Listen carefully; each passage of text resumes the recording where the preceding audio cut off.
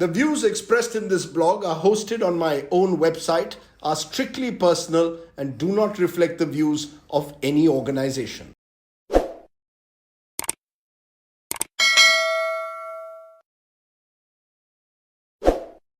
Hello and welcome once again to Straight Bat, my weekly video blog, where, as the title suggests, I comment with a straight bat. This week's blog, rather intriguingly titled, some would say, Hate but with a Smile.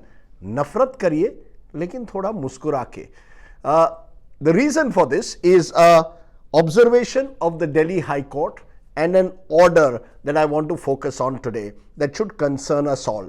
Let's first dive straight into the observation made by the High Court. In a case challenging a trial court order that rejected a plea to file FIRs against BJP leaders, Union Minister Anurag Thakur and MP Parvesh Verma for alleged hate speech ahead of the 2020 Delhi riots during that entire election period, the court has observed, and let me quote it.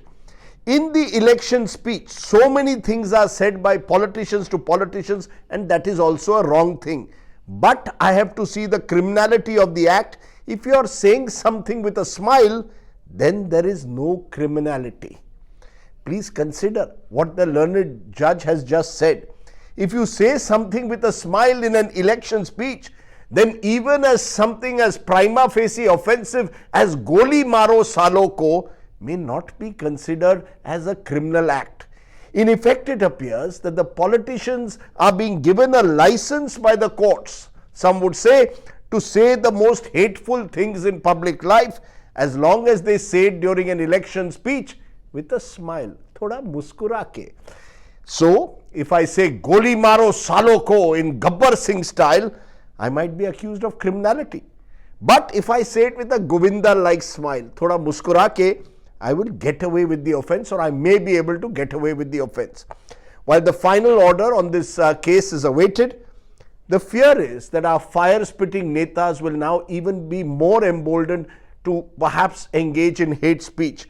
We've just seen a bruising election campaign, especially in Uttar Pradesh, where politicians made several references, direct and indirect, to someone's caste or community's identity.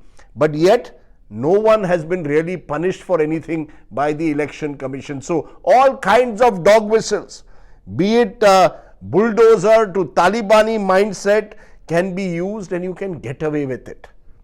Now, next time, you are almost certain to get protected if you say it with a smile. Maybe our courts think that our netas are here to advertise for some toothpaste brand.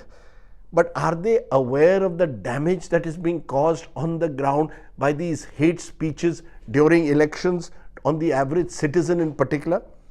A hate tracker by NDTV shows that during the UPA-2 regime, 2009 to 14, there were 19 instances of VIP hate speech, an average of 0.3 cases a month. Since 2014 to date, under the Narendra Modi government, there are 348 such recorded instances, an average of 3.7 cases a month, a surge of 1,130%. My friends, hate is in the air. And just because a politician is known for his or her fiery speeches, that cannot be an excuse. Let's now come to the court ruling.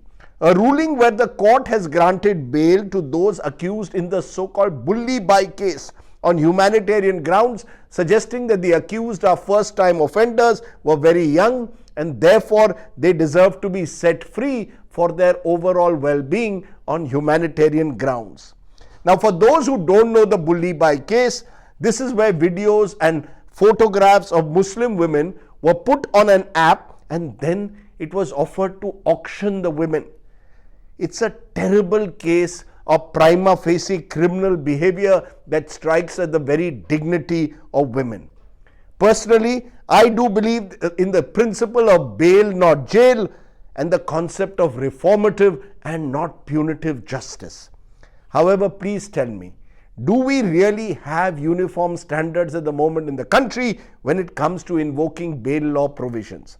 In Bulli Bai, the judge is sympathizing with the young first-time offenders, but where is the same sympathy when student activists spent more than a year in jail for their alleged role in the anti-CAA protests in 2020-21.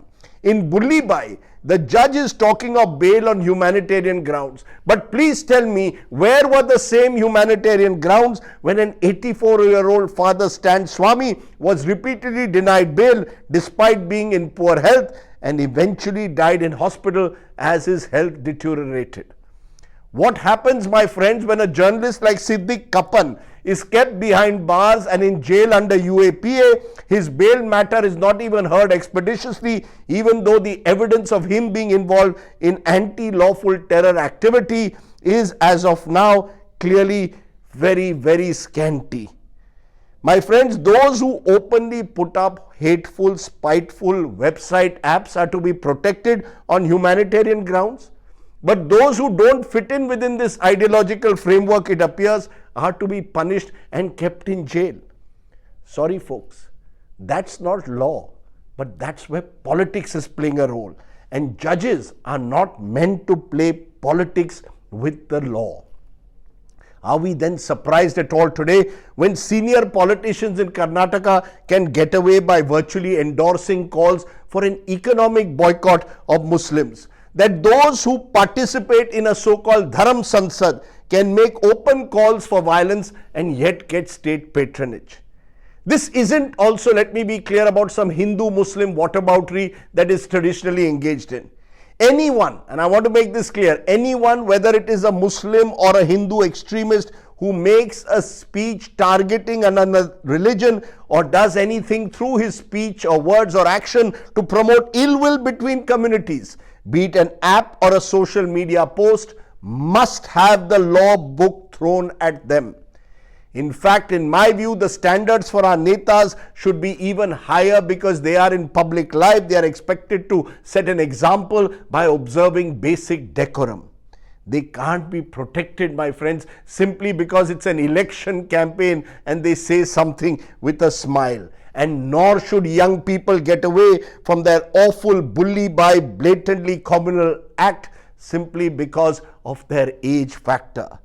In my view, zero tolerance should be the mantra of any court for hate mongers.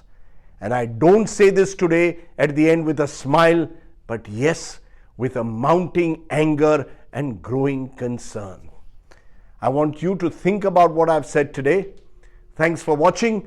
That was the Straight Bat this week. Thanks very much for watching. Do of course subscribe to my YouTube channel for many more such videos. And since this is Gudi Padwa week, Maharashtrian New Year, all I want to say, Padwacha Hardik Shubheksha. To all of you out there, stay well, stay safe. Namaskar. Jai Hind.